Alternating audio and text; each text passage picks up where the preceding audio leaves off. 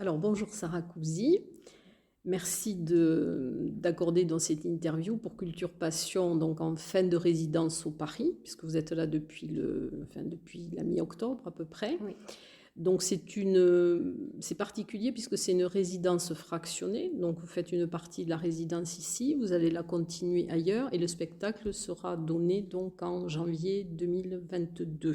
au Paris. Oui. Voilà, au Paris. Alors, avant de parler de la pièce, de ce que vous avez choisi, donc, j'aimerais bien que vous nous parliez un petit peu de votre parcours avant la création de Comme une compagnie, donc, qui a été créée en 2009. C'est ça.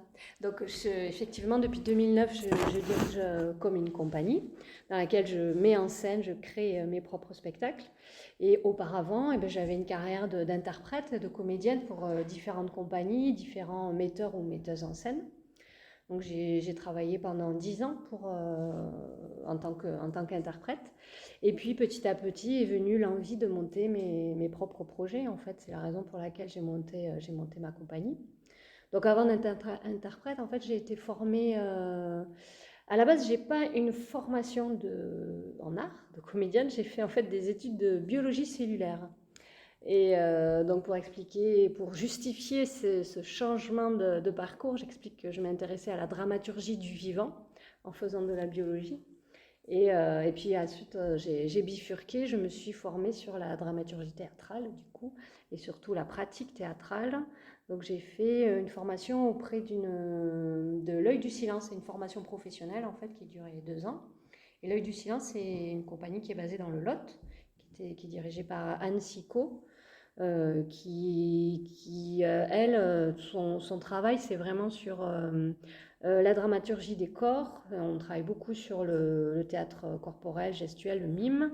Et elle s'intéresse aussi énormément aux écritures contemporaines. Donc il y a toute cette dramaturgie du silence. C'est elle qui nomme son travail comme cela, la dramaturgie du silence. Et suite à cette formation, j'ai commencé à travailler en tant qu'interprète. Puis j'ai surtout fait la rencontre de Bernard Guittet, qui est un metteur en scène et pédagogue, qui lui développe une méthode de travail de l'acteur qu'il appelle post-dramatique. C'est-à-dire un travail de l'acteur qui ne repose pas sur un récit, qui ne repose pas sur une narration, qui ne repose pas non plus sur des thématiques. En fait, c'est l'art de la parole qui surgit. Voilà, donc j'ai travaillé longtemps, 4 années avec ce metteur en scène sur ce concept-là d'acteur post-dramatique et c'était très intéressant, très formateur. Et puis après, j'ai travaillé pas mal dans des créations jeunes publics aussi. J'aime beaucoup travailler avec les enfants, toute la médiation que l'on peut aussi créer en accompagnement des spectacles. Et puis petit à petit, l'envie est venue de porter mes propres projets. Et donc en 2009, j'ai fondé Comme une compagnie. Donc ça fait maintenant 12 ans qu'on existe. On est basé à Toulouse et puis on rayonne sur tout le sud-ouest et puis même nationalement, puisque nos créations sont de plus en plus remarquées et diffusées. Et donc on est déjà venu ici au Paris créer pour ma deuxième création, l'île Turbin. J'ai été accueillie ici en 2012 en résidence en partenariat avec la Fédération des œuvres laïques, la Ligue de l'enseignement. Donc les Turbans, on l'avait monté ici, il continue de tourner ce spectacle. Et puis ici au Paris, on avait aussi joué ma troisième création qui était jeune public aussi et qui s'appelle Histoire de Julie, qui avait une ombre de garçon. Et donc je reviens pour la troisième fois avec Intranquille. C'est bien. Alors, j'ai vu que, bon, bien sûr, vous êtes donc comédienne, metteuse en scène, vous êtes aussi autrice. Adaptatrice. J'écris pas vraiment ou rarement. Ce que je fais, c'est j'adapte Vous des adaptez. textes qui sont pas, par exemple, L'île Turbin ou Histoire de Julie, ce sont pas des textes de théâtre, ce sont des albums jeunesse en fait. C'est des albums illustrés. Et donc je les ai adaptés pour la création théâtrale, oui. Et j'ai vu donc que vous aviez effectivement effectué beaucoup de choses dans les établissements scolaires, donc le public est important pour vous. Et j'ai vu aussi que vous aviez travaillé sur des œuvres particulières comme Sans culotte. Est-ce que vous pensez que le théâtre ou ce que vous faites peut peut-être amener des adolescents ou un jeune public avoir un autre regard sur la société, c'est-à-dire avoir un regard plus citoyen. Tout à fait, oui, oui, c'est vrai que moi je développe beaucoup sur des spectacles qui ont des thématiques citoyennes, comme on dit maintenant. Enfin, c'est sûr que c'est une réflexion politique. Comment on fait pour amener le politique sur un plateau? Et c'est très intéressant de le faire avec le jeune public, qui soit l'école primaire ou les ados également, comme pour Sans culotte et sans papier, ou Intranquille là actuellement. C'est sûr que souvent mon envie va vers des thématiques politiques ou existentielles. Oui, c'est très bien. Et alors pourquoi le choix justement du nom déjà Intranquille, puisque c'est adapté donc de écrit Pour la pour la parole. parole Oui. de Léonora Miano. Pourquoi avoir choisi ce titre Intranquille? Mais en fait, c'est déjà écrit pour la parole, donc la pièce qui est la base de notre spectacle, Oui, c'est divisé en deux parties. Il y a une partie qui s'appelle Intranquille et l'autre partie d'accord, qui s'appelle Femme in the City. Donc j'ai d'accord. simplement pris, je trouvais qu'Intranquille, c'était vraiment très beau Oui, comme titre. Et donc j'ai préféré prendre Intranquille plutôt que Écrit pour la parole, qui était moins évocateur en tout cas. Et puis voilà, c'est vraiment la thématique qu'elle traite, c'est l'intranquillité de ces femmes dont il est question dans la pièce. oui, c'est un texte très fort, enfin c'est très, très engagé aussi, ça montre. Et donc enfin, l'auteur avait reçu le prix Salinger, je crois, en 2012 pour ce Voilà, le écrit prix pour la parole. Seligman, Voilà. oui, oui, oui. Seligman, pardon, C'est ça, Seligman. c'est un prix qui récompense les textes Contre le racisme. contre le racisme, l'antisémitisme, pour la tolérance. Et effectivement, Oui, ce texte-là, écrit pour la parole, a reçu le prix en 2012, sans doute, oui, je ne sais plus exactement l'année, mais oui, il a été récompensé, oui. Ben, en fait, c'est un texte qui pose la question de la place des femmes noires en France. Donc, c'est un texte qui est très fragmentaire, c'est des bribes de réalité, ça plus là, disons qu'il y a des formes de fragments de texte qui sont poétiques, dans lesquels c'est Léonora Miano qui développe son idée sur les rapports hommes-femmes. Effectivement, elle retrace aussi tout un historique des représentations de la femme noire en oui, France. Donc elle parle par exemple de quelle est la place qui a été laissée historiquement ou culturellement aux femmes noires. Ça va de Sarji, la Vénus noire. Elle parle de Lisette Malidor, de Joséphine Baker, de Grace Jones, c'est-à-dire toutes ces femmes qui étaient réduites à leur corps et un corps souvent sexualisé.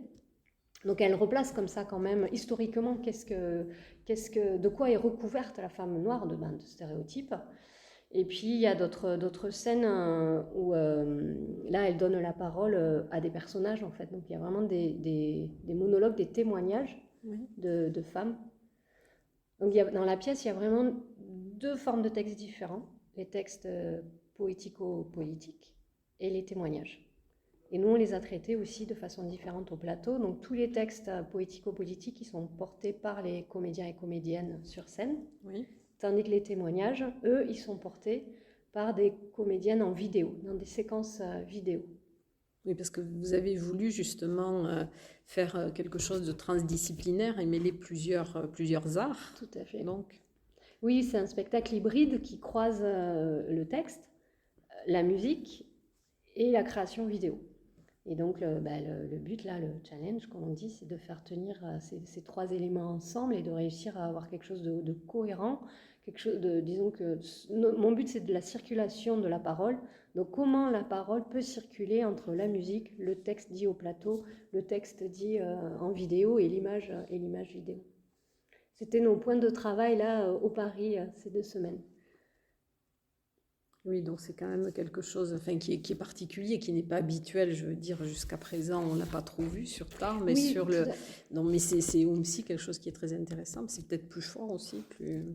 C'est sûr que c'est une proposition originale, c'est un théâtre d'hybridation, mais le texte de Miano lui-même, il est édité au théâtre, mais quand on le lit, c'est très surprenant, puisqu'il n'y a pas de dialogue, il n'y a Oui, pas de personnage. oui. Donc moi, je trouvais ça intéressant de travailler au plateau une forme différente aussi du théâtre. C'est-à-dire que là, maintenant, ça ressemble plus en fait à un concert de texte et de vidéo. Et alors par rapport à la musique, puisqu'il y a aussi, je crois que vous avez voulu, enfin vous parlez aussi de rock dans le... Oui, ces textes, le texte de Miano, comme vous l'avez dit, sont quand même très forts, très engageants. Ouais. Et ce côté, il y a déjà contenu le côté musical dans son écriture. Ça appelait déjà, en fait, à la lecture, ça appelle déjà la musique. Et donc oui, moi j'ai vraiment voulu apporter l'émancipation de la musique rock. Donc, j'ai travaillé avec Fabrice Hayé, alias Ernest Barbery de son nom de scène, qui est donc guitariste et compositeur musical et qui a créé tout l'univers musical du spectacle. Et on a vraiment travaillé conjointement pour voir la relation entre le texte et la musique, de quelle façon ça pouvait aller dans les mêmes directions ou au contraire entrer en conflit. Et il a vraiment créé un univers musical très riche qui fait entendre aussi le texte et toute sa complexité parce elle déroule quand même un raisonnement, Leonora Miano, qu'il faut suivre.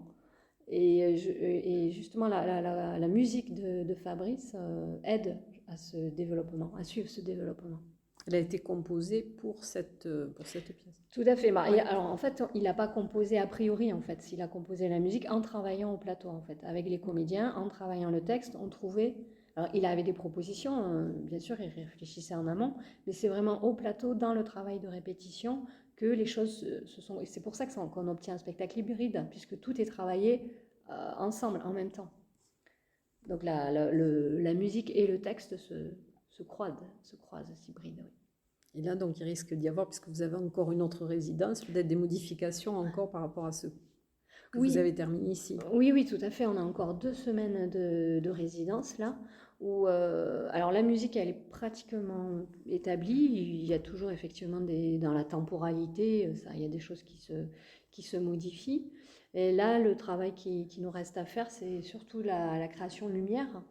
Et puis le déroulé, on n'est pas comme c'est un spectacle qui va être fragmentaire, je ne suis pas encore sûre de l'ordre des fragments. Ouais. Donc c'est ça que l'on va travailler, voir ce qui est le plus cohérent en fait dans l'ordre et de quelle façon les allers-retours entre le texte au plateau et le texte en vidéo sont le plus riches.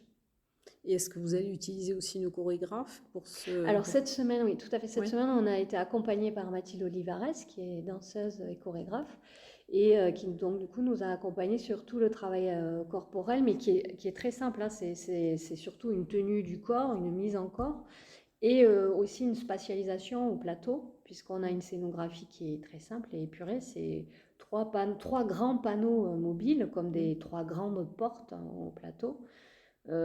Qui soutiennent des rideaux de fil. Et donc ces panneaux-là, en fait, on les déplace à vue selon les scènes et ça crée différents espaces, soit des grandes lignes de fuite, grandes diagonales, ou au contraire, ça resserre l'espace sur le musicien. Donc elle nous a aidés, il y a eu son regard là-dessus sur la spatialisation. Et ces rideaux de fil servent aussi du coup d'écran de projection des séquences vidéo. C'est-à-dire qu'on n'utilise pas un écran de cinéma, c'est projeté sur des fils, ce qui donne une matière différente au visage qui est en train de parler. Oui, c'est ce que j'ai vu lorsque j'ai assisté à votre répétition publique. Et donc, vous avez utilisé donc les vidéos qui sont aussi, l'exposition qu'il y a actuellement est en lien avec avec la pièce. Oui, c'est donc la réalisatrice, la vidéaste, c'est Aurélia Pfand, qui a réalisé les séquences vidéo. Donc, on a travaillé ensemble avec les comédiennes qui sont en fait des comédiennes non professionnelles. Hein. Ce sont des habitantes en fait des quartiers sud de Toulouse, avec qui j'ai mené des ateliers. Elles se sont vraiment appropriées le texte de Miano et ça donne en fait à l'écran ce côté presque documentaire, témoignage. C'est vraiment l'effet que je voulais obtenir, c'était un effet de réalité, de témoignage, alors qu'elles ne témoignent pas du tout de leur vie. Hein. Elles disent le texte de Miano. Et donc Aurélia a également réalisé l'exposition photo, qui est là actuellement encore pour quelques jours au Paris, où elle a réalisé donc ces portraits de femmes qui l'ont marquée, qui l'ont inspirée. Oui. Et alors, donc j'ai vu, c'est ce soir, je crois qu'il y a des projections. Et ce soir, il y a la projection de 3 courts-métrages Voilà. réalisés par Aurélia, Oui. qui s'appelle Femme cinéaste. Oui. Et alors, à la lumière de tout ça, est-ce que vous pensez que la fraternité sans l'égalité, ça serait une plaisanterie douteuse? Oui, alors, tout à fait. Alors, ça, c'est la dernière phrase du spectacle, donc le texte de Miano. Alors elle, ce qui est drôle, c'est qu'elle finit pas le livre là-dessus. C'est un texte qui est plutôt au cœur de son ouvrage. Et moi, ce texte-là, qui s'appelle Égalité. Moi, j'ai voulu le mettre en conclusion, en fin de spectacle. Et justement, on pose très simplement, on est dans un rapport très simple au public, très frontal, et on pose la question au public, ça serait quoi? Ce serait quoi la fraternité sans égalité? Ce serait quoi, à part une plaisanterie douteuse? Et oui, c'est vraiment une réflexion que je portais en moi depuis quelque temps, et quand je l'ai lu dans le... je ne suis pas la seule d'ailleurs, je pense que c'est une réflexion qui est très partagée, et quand je l'ai vu écrit dans l'ouvrage de Miano, forcément ça a résonné, puis je me suis dit, voilà, c'est tellement bien dit, effectivement, que serait la fraternité si ça n'allait pas avec l'égalité? C'est sûr qu'on a très souvent tendance, dans nos rapports aux autres ou notre réflexion politique, on peut rapidement se contenter de la fraternité et du vivre ensemble, en oubliant les rapports de force et l'égalité qui n'est pas réelle.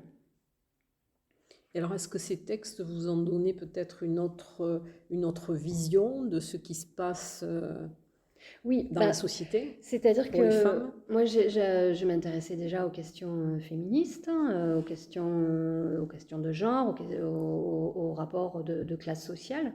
Mais c'est vrai qu'en lisant Miano, je me suis aperçue qu'il y avait tout un pan des expériences de vie que je ne connaissais pas. C'était le fait de grandir en minorité raciale, en fait. Comment grandissent les jeunes filles noires en France?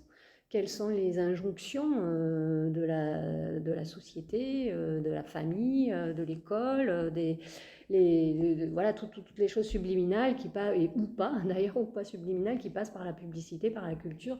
Quels sont les modèles de représentation qui leur sont proposés? Voilà, c'est tout un pan auquel on peut s'en douter, mais quand on n'a pas grandi, quand on ne s'est pas construit en grandissant en minorité, ça peut être difficile de se le représenter. Et ça, Miano le décrit très bien. Qu'est-ce que c'est que de grandir en étant une femme noire, c'est-à-dire en minorité face à des hommes, face à des blancs. Oui, il y a une réflexion aussi sur le colonialisme dans la pièce, enfin, oui, dans ces textes. Disons qu'elle retrace bien que ça ne...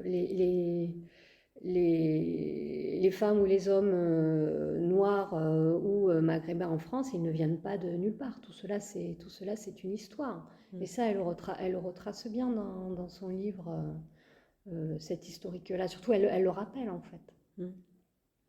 Et alors, j'ai vu donc quel est un petit peu ce qui est important dans l'objectif de Comme une compagnie. Il y a beaucoup de choses qui vont donc en adéquation avec ces pièces. Vous avez une démarche quand même, il me semble aussi que là, par rapport à, par exemple, Sans culotte, tout ça, il y a une progression dans la réflexion.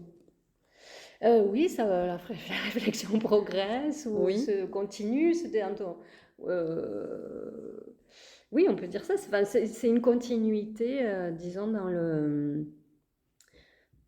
comment on ouvre aux jeunes publics et aux adolescents, comment on leur propose des formes artistiques qui diffèrent en fait d'un théâtre de répertoire, hein, donc qui proposent une autre forme en fait. Ça se fait beaucoup, mais c'est encore minoritaire, les hybridations, des textes qui ne sont pas directement théâtraux, c'est-à-dire dialogués. Comment on peut leur proposer ça? Et aussi, donc ça c'est sur la forme, et puis sur le fond, comment on peut amener au jeune public une réflexion sur qu'est-ce que c'est grandir, être au monde et construire le monde de demain que l'on souhaite. Quel monde on souhaite construire ensemble. Et alors, quels sont les retours justement du jeune public? Parce que c'est important. Alors, pour Intranquille, tout a démarré le projet par une résidence au sein d'un lycée. Et donc, les retours, c'était qu'ils étaient très touchés par ces textes-là, en fait. Donc, c'était un lycée dans les quartiers sud de Toulouse, donc où il y a quand même pas mal d'élèves dont les parents sont issus de l'immigration. Donc, ils étaient simplement contents de lire des textes qui parlaient de leur histoire, de l'histoire de leurs parents, de la colonisation, puis qui parlaient d'eux, de comment ces jeunes filles, les problématiques qu'elles pouvaient elles-mêmes rencontrer dans leur développement, dans le fait de grandir dans ce pays qui prône l'égalité, mais qui n'est qu'une inégalité de façade. Et donc, c'est vrai que c'est difficile. Qu'est-ce qu'on fait de notre vulnérabilité quand on voit bien qu'en face, il y a un déni, hein, il y a quand même un déni des difficultés, des discriminations vécues au quotidien par ces jeunes femmes noires. Et alors, comment avez-vous été amené à connaître ce texte, à le choisir? Mais c'est une amie, c'est Marilyn Vors qui m'a fait découvrir ce texte. Donc Marilyn Vors, elle suit le projet d'ailleurs, elle nous accompagne sur la dramaturgie, elle est le regard extérieur de cette création. On travaillait déjà toutes les deux sur Sans culotte et sans papier, le précédent spectacle. Et elle m'a fait découvrir ce texte-là de Miano, et puis on a décidé de le travailler ensemble. Donc d'abord dans une forme de lecture musicale, et on intervenait directement dans les collèges et lycées. Et puis après, moi, l'envie est venue d'en faire un spectacle, donc une création avec du coup plus de monde sur le plateau, puis notamment l'envie de travailler avec des comédiens noirs, en fait, issus de l'immigration, qui sont assez peu représentés sur scène, où leur emploi est plus difficile, en fait. Ils le disent souvent de toute façon, il y a peu de rôles au théâtre ou au cinéma, la concurrence est rude, et puis c'est sûr qu'ils subissent aussi des discriminations. Donc moi j'avais envie de... Et puis le texte l'appelait aussi, il y avait une nécessité à ce que cette parole soit portée par des femmes noires, mais moi j'avais pas envie de me réduire à ça, je voulais vraiment travailler sur le fait que ce texte-là soit porté par... qu'on ne se pose pas la question ni du genre ni de la race pour porter ce texte, en fait. C'est pour ça qu'il y a une distribution mixte, hommes, femmes, noirs et blancs au plateau, et sur les séquences vidéo également aussi. Alors, si vous deviez donner envie aux gens de venir voir ce spectacle, qu'est-ce que vous leur diriez? Pourquoi doivent-ils le voir? Eh bien, venez nous voir parce que c'est une forme originale qui hybride la musique, le texte et les vidéos. C'est poétique. Il y a une amie qui m'a fait un très beau retour. Elle m'a dit c'est franc, c'est humble et sincère. Voilà. J'ai trouvé ça beau simplement comme retour. En tout cas, j'espère que tout le monde pourra s'identifier à ce qui est dit, à la parole de Miano. Notre but, c'était vraiment que ça circule entre ce qui se passe sur scène et le public. On est dans un rapport très tranquille. Le spectacle s'appelle Intranquille, mais nous, on est dans un rapport très tranquille avec le public. On est des passeurs de ce texte-là et on essaie de le porter au mieux grâce aux images, grâce à la musique. Pour vous, les comédiens sont des passeurs, des transmetteurs? En tout cas, dans cette forme-là, oui. Moi, je ne voulais pas, on n'incarne pas. Justement, en tant que femme blanche, je ne peux pas incarner une femme noire. Par contre, je peux transmettre la parole de Léonora Miano, femme noire. Et c'est ce que je voulais, oui, qu'on soit des passeurs. Vous avez d'autres projets, enfin, même si vous êtes encore au cœur de celui-ci, vous avez ensuite envie de faire autre chose? Je pense que je vais repartir, oui, sur une création jeune public. Je ne sais pas encore exactement quelle thématique, quelle forme ça va avoir. Mais oui, je vais repartir sur du jeune public, mais du coup plus petit. C'est-à-dire, là, c'est Intranquille, c'est un format pour ados-adultes, à partir de 14 ans. Prochaine création, je pense que ce sera pour les plus petits, à partir de 6 ans. Puis sinon, il y a mes précédents spectacles, Lit urbain ou Histoire de Julie, qui avait une nombre de garçons qui tournent toujours. En tout cas, merci Sarah Couzy pour cette présentation de la pièce et de son esprit. Merci. Merci beaucoup. Et puis, bon courage pour la suite de la résidence. Et puis, bon, on reviendra vous voir en janvier. Voilà, on se retrouve en janvier à partir du 5 janvier, je crois. 5 janvier, donc c'est au début, après les vacances, Après les vacances, ouais. de Noël. Merci en tout cas.